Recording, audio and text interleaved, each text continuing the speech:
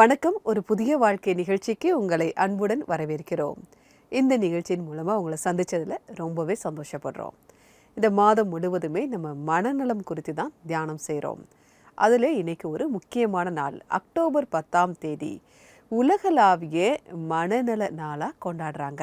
நம்ம நிகழ்ச்சியிலும் அதை அனுசரிக்க போகிறோம். மனநலம் சம்மந்தப்பட்ட இன்னும் புதிய விஷயங்களை நம்ம கற்றுக்கொள்ள இருக்கிறோம். அது மட்டும் இல்லை, நம்முடைய நிகழ்ச்சி 20 வருடங்களை முடிச்சிருக்கு. இந்த கொண்டாட்டம் இந்த மாதம் முழுவதுமே தொடருது. நம்ம நிகழ்ச்சி பல லட்சம் மக்களுக்கு ஆசீர்வாதமாக இருக்குது. அது நீங்கள் அனுப்பக்கூடிய மெசேஜஸ் மூலமாக எங்களுக்கு தெரிய வருது. இதனால் நீங்கள் மட்டும் இல்லை, நாங்களுமே ஆசீர்வதிக்கப்பட்டிருக்கிறோம். அதனால் தேவனுக்கு நன்றி, உங்களுக்கும் நன்றி. நம்ம இன்றைக்கி மனம் நலம் குறித்து தான் தியானம் செய்ய இருக்கிறோம். நம்மளை சுற்றி நிறைய சாதனங்கள், வசதிகள் எல்லாமே வந்துட்டு நம்ம வாழ்க்கை ரொம்ப ஸ்பீடாக இருக்குது. அதுக்கு தகுந்த மாதிரி மின்னணு சாதனங்களுடைய கண்டுபிடிப்பும் அதிகமாக இருக்குது. அப்போ நம்ம என்ன நினைக்கிறோம், நம்ம வாழ்க்கை இன்னும் ரொம்ப எளிமையாயிரும் அப்படின்னு நினைக்கிறோம். ஆனால் அதுதான் இல்லை. அதற்கு மாறாக நம்முடைய வாழ்க்கை ஒரு கஷ்டத்துக்குள்ளே போகிற மாதிரி ஒரு பதட்டம் நமக்குள்ளே அதிகரிக்குது. மனசோர்வும் அதிகமாக இருக்குது. சின்ன பிள்ளைங்கள்லேருந்து பெரியவங்க வரைக்கும் இந்த மனசோர்வு, பதட்டம், ஒரு பயம் எல்லாமே வர ஆரம்பிக்குது. காலப்போக்கில் இது மன அழுத்தத்தையும் கொண்டு வரக்கூடியதாக இருக்குது. இந்த மன அழுத்தங்கள் வரும்போது மனநோய் நமக்குள்ளே வர ஆரம்பிக்குது. ஆனால் இதை நம்ம வெளியில் சொல்கிறதுக்கு கூட ரொம்ப வெட்கப்படுதோம். நியாயமாக பார்த்தா இந்த மன அழுத்தம் நம்ம யார்கிட்டையாவது சொல்லி நம்ம கலந்து ஆலோசிக்கும் போது அதுக்கு ஒரு முடிவு வரும். ஆனால் நம்ம என்ன செய்கிறோம், அதை பற்றி வெளியில் சொல்கிறதுக்கே வெட்கப்படுதோம். ஐயோ, இதை பற்றி சொன்னால் அவங்க என்ன நினைப்பாங்க அப்படின்னு கூட நம்ம யோசிக்கிறோம். இந்த மன அழுத்தத்திலேயே நீங்கள் தொடர்ந்து இருக்கும்போது அது உங்களை சுற்றி இருக்கவங்களுக்குமே ஒரு சிக்கலை உருவாக்குது. அதனால் பதட்டம், கவலை, இந்த மாதிரி விஷயங்கள் வருது. சிலருக்கு தற்கொலை எண்ணங்கள் கூட வர்றதா நம்ம பார்க்குறோம்.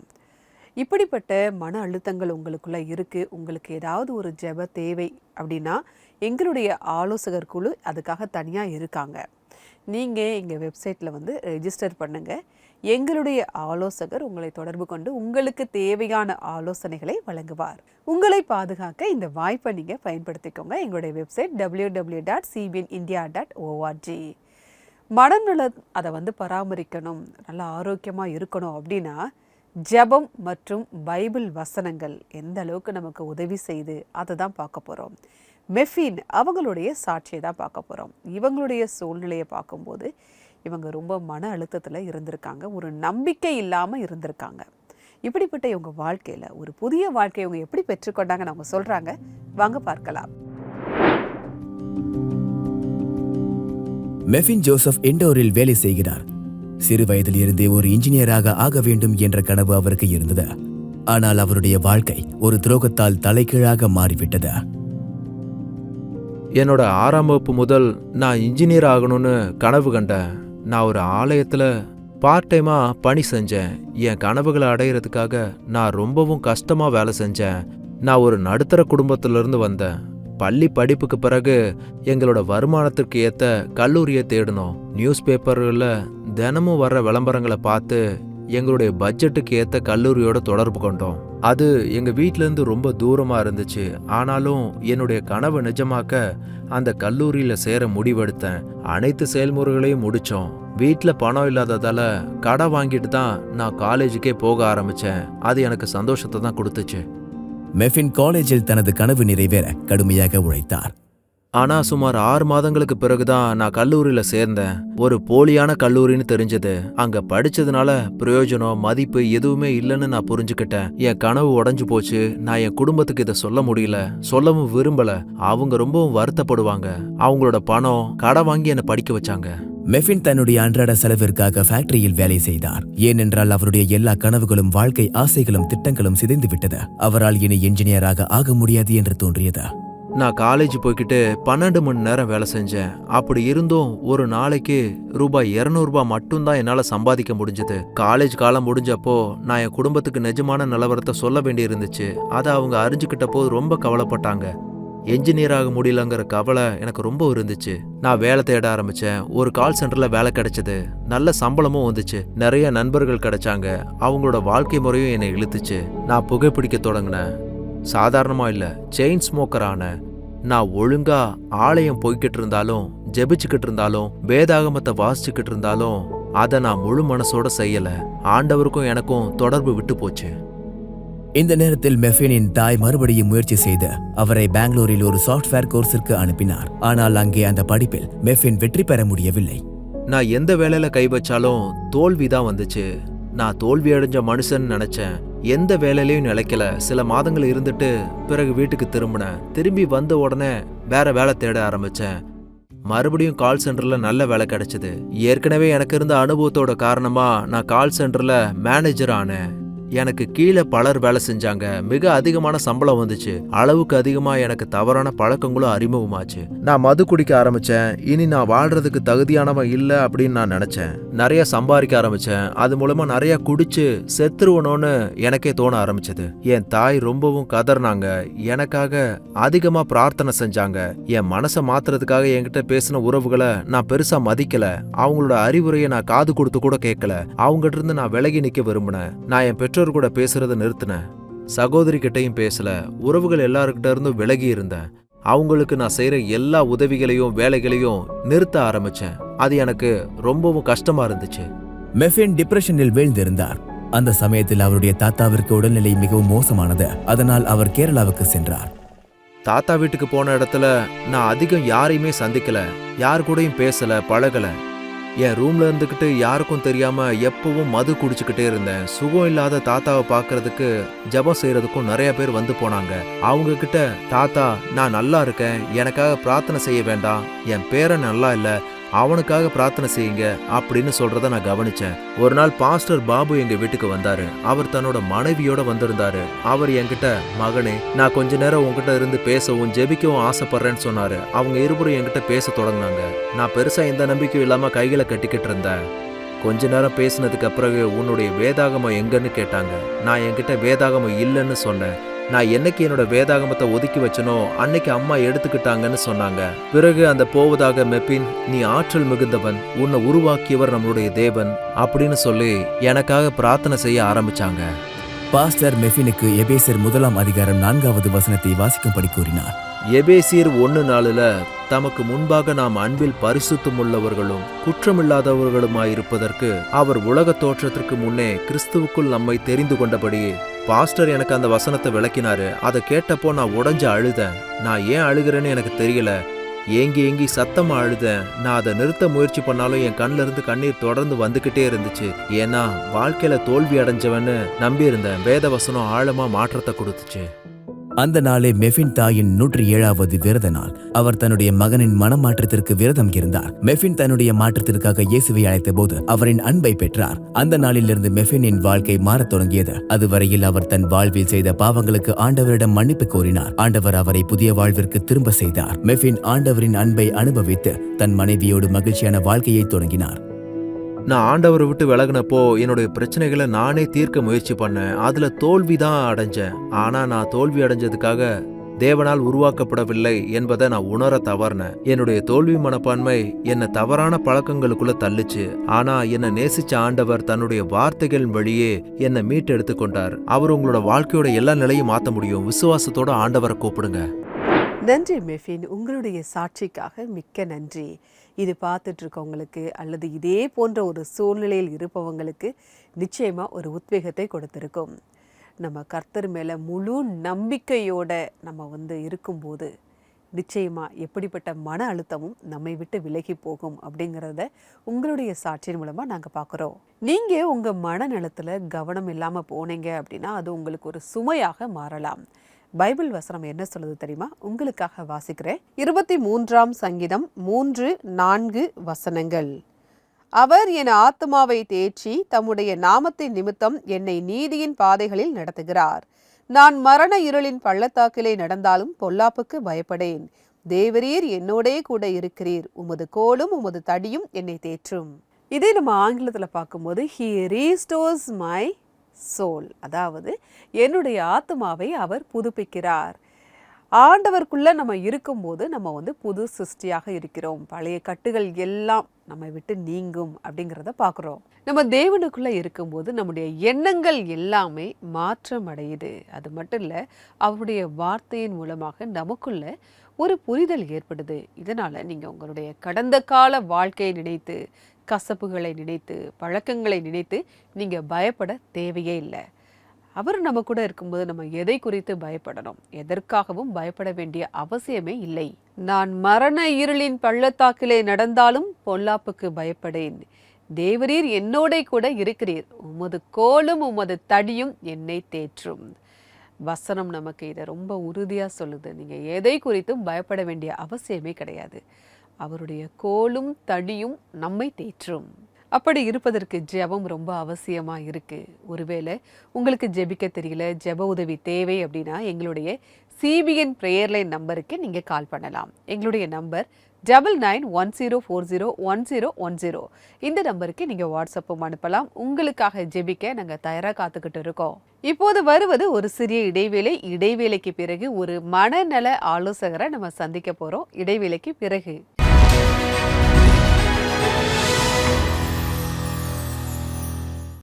உங்களுடைய தாய்மொழியில் தேவனுடைய வார்த்தைகளை கேளுங்கள். CBN இந்தியா யூடியூப் சேனலில் உங்களுக்காக வல்லமையான பிரசங்கங்கள், அழகான பாடல்கள், வல்லமை உள்ள சாட்சிகளை கொண்டு வருகிறது. இப்பொழுது உங்களுடைய தாய்மொழியில் இந்திய மாநில மொழிகள் ஹிந்தி, பஞ்சாபி, லடாக்கி, குஜராத்தி, தமிழ், மலையாளம் மற்றும் இன்னும் பல மொழிகளில். இந்தியாவின் அருகில் இருக்கும் நாடுகளின் மொழிகள் சிங்கள மொழி மற்றும் நேபாளி மொழியில். எங்களுடைய ரீஜனல் பிளேலிஸ்ட் உங்கள் மனதை தொடும் விஷயங்களால் நிறைந்திருக்கிறது. இது உங்களை ஊக்குவிக்கிற விஷயங்களை பார்ப்பதற்கும், பைபிள் வசனங்களை உங்களுக்கு கற்றுத் தருவதற்கும், மேலும் உங்களுக்கு நம்பிக்கையை தருவதற்குமான ஒரு வாய்ப்பாகும். இவை எல்லாமே உங்களுடைய தாய்மொழியில் ஒரு கிளிக் செய்தாலே போதும். இன்றைய CBN இந்தியா யூடியூப் சேனலை சப்ஸ்கிரைப் பண்ணுங்கள். உங்களுடைய மனதில் நேரடியாக பேசும் நிகழ்ச்சிகளை நீங்கள் பாருங்கள்.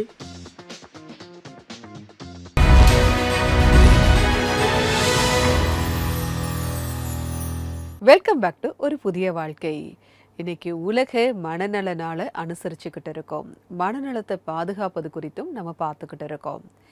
இப்போ நம்ம ஒரு ஸ்பெஷல் கெஸ்ட்டை தான் நம்ம சந்திக்க போகிறோம். ரூபா ஆண்ட்ரூஸ் அவங்கள தான் நம்ம சந்திக்க போகிறோம். இவங்க ஒரு உளவியல் நிபுணராக இருக்காங்க, ஒரு மனநல ஆலோசகராகவும் இருக்காங்க. அது மட்டும் இல்லை, இவங்க CBN இந்தியாவில் வாலண்டியராக வேலை பார்க்குறாங்க. வாங்க அவங்கள சந்தித்து அவங்களுடைய அனுபவத்தை தெரிஞ்சுக்கலாம். வெல்கம் பேக் நண்பர்களே. ஒரு புதிய வாழ்க்கை நிகழ்ச்சிக்கு உங்களை மறுபடியும் வரவேற்கிறோம். இன்னைக்கு உலக மனநல தினத்தை கொண்டாடுறதுக்காக நாங்க இங்க இருக்கோம். இன்னைக்கு இந்த விஷயத்தை பத்தி தான் நாம பேச போறோம். அதுவும் ஒரு ஸ்பெஷலிஸ்ட், நம்ம விருந்தினர், அவங்க கூட தான் நாம பேச போறோம். அந்த விருந்தினர் யார் என்று நீங்க இப்ப இன்ட்ரோடியூஸ் பண்ணலாமே. இந்த நிகழ்ச்சியில நம்மோட மனநலத்தை பாதுகாப்பது குறித்து மனநல நிபுணரோடு பேச போறோம். அது மட்டும் இல்ல, இன்னைக்கு நாங்க மிகவும் சிறப்பான விருந்தினரை வரவேற்கிறோம். அவங்க ஒரு தொழில்முறை ஆலோசனை உளவியல் நிபுணர் படிப்பிலும் குழு ஆலோசனையிலும் சான்றிதழ் பெற்றவங்க. மேலும் CBN இந்தியாவுடன் தன்னார்வலரா பணிபுரியுறாங்க.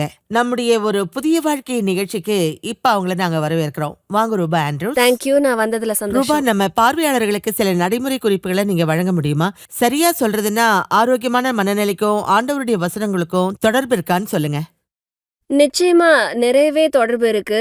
மனநலம் குன்றியவர்கள் அதிகம் தனியா இருப்பாங்க, அதிகம் கோவப்படுவாங்க, யாரோட பேச்சையும் கேட்க மாட்டாங்க. இது அவங்களுடைய மனபாரம்.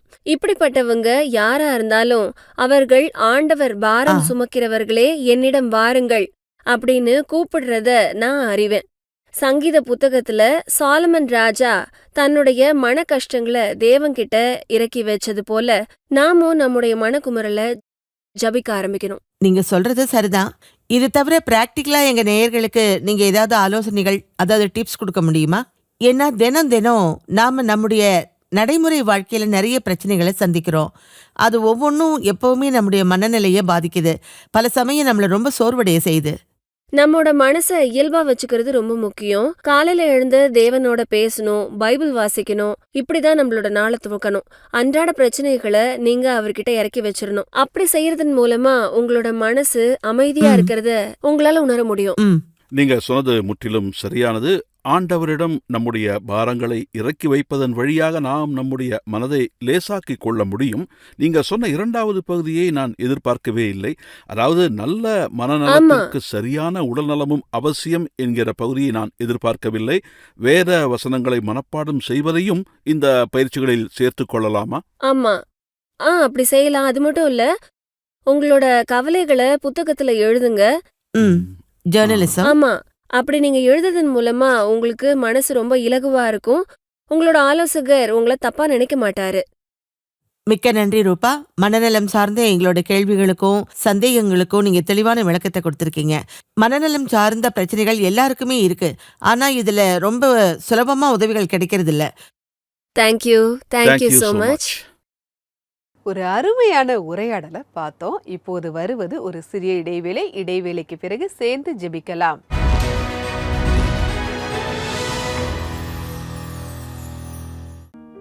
நீங்க வெளியே தெரியாம மன அழுத்தம், டென்ஷன், அப்புறம் கவலையை கடந்து போயிட்டு இருக்கீங்களா? காரணங்கள் எதுவா இருந்தாலும் சரி, வாழ்க்கையின் பாரத்தை சுமக்கிறது ஈஸி கிடையாது. நீங்க கஷ்டத்துல இருக்கீங்கன்னா உங்க துக்கத்தையும் வேதனையும் பகிர்ந்துக்கோங்க. இன்னைக்கு சிபிஎன் பிரேயர் லைன் டீமுக்கு கால் பண்ணுங்க, பிரார்த்தனையில கலந்துக்கோங்க. எங்களுடைய நம்பர் 9910401010. நீங்க விரும்பினா ஆலோசனை உதவியும் கூட பெறலாம். இன்னைக்கு இந்த 3 ஈஸியான ஸ்டெப்பை ஃபாலோ பண்ணுங்க. இலவச கவுன்சிலிங் செஷனை புக் பண்ணுங்க. ஸ்டெப் 1, cbnindia.org போங்க. ஸ்டெப் 2, சிபிஎன் ஸ்பெஷல் ஆஃபர்ஸ்ல கிளிக் பண்ணுங்க. அப்புறம் ஸ்டெப் 3, உங்க ஆலோசனை பகுதியை பதிவு பண்ணுங்க. அக்டோபர் மாசத்துல முழு உலகத்தின் கவனமும் மனநல ஆரோக்கியத்தின் மேல இருக்கு. பிரார்த்தனை பண்றது மூலமா உங்களுடைய மனநிலைமையும் நீங்க சரி பண்ணலாம். சோ நீங்க சிபிஎன் பிரேயர் லைனோட ஜெபத்துல கண்டிப்பா இணைங்க.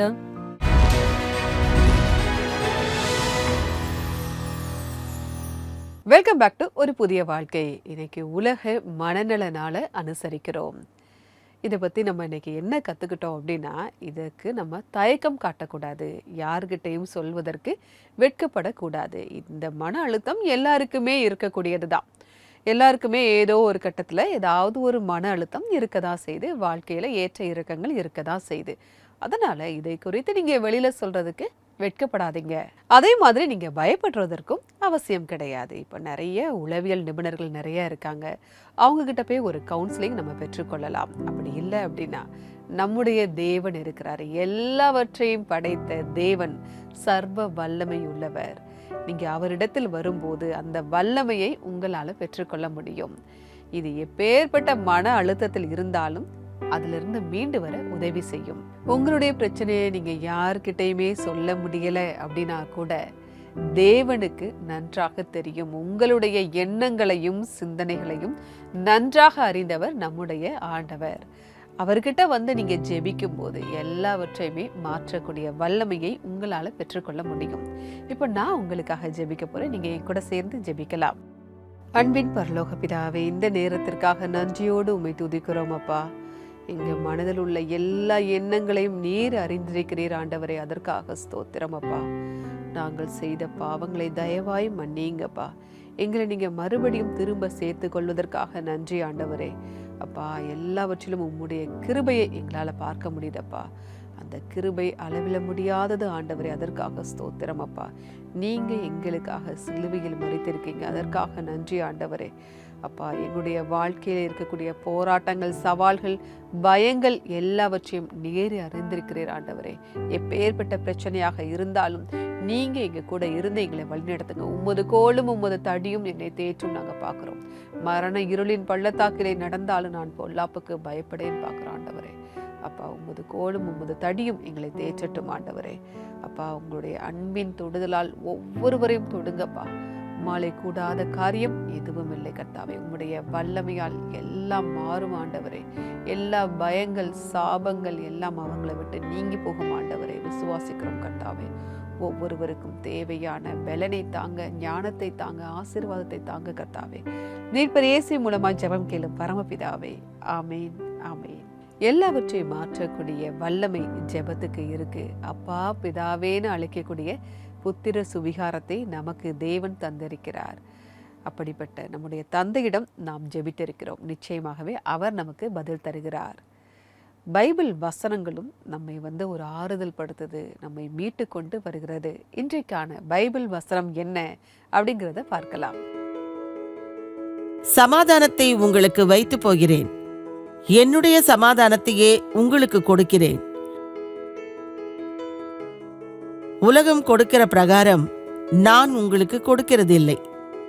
உங்கள் இருதயம் கலங்காமலும் பயப்படாமலும் இருப்பதாக.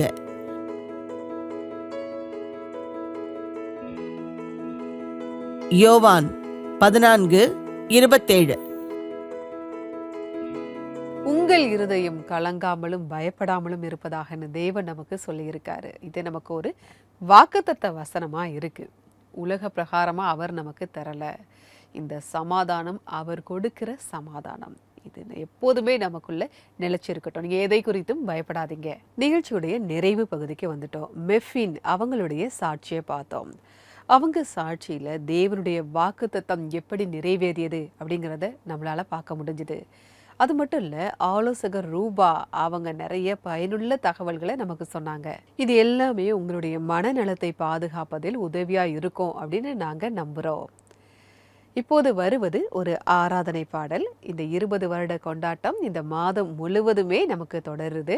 இந்த கொண்டாட்டத்தை நீங்க எப்படி அனுபவிக்கிறீங்க, நம்முடைய நிகழ்ச்சியின் மூலமா நீங்கள் பெற்ற ஆசீர்வாதங்கள் என்ன அப்படிங்கிறத CBN இந்தியா யூடியூப் சேனல்ல கமெண்ட் செஷன்ல பதிவு பண்ணுங்க.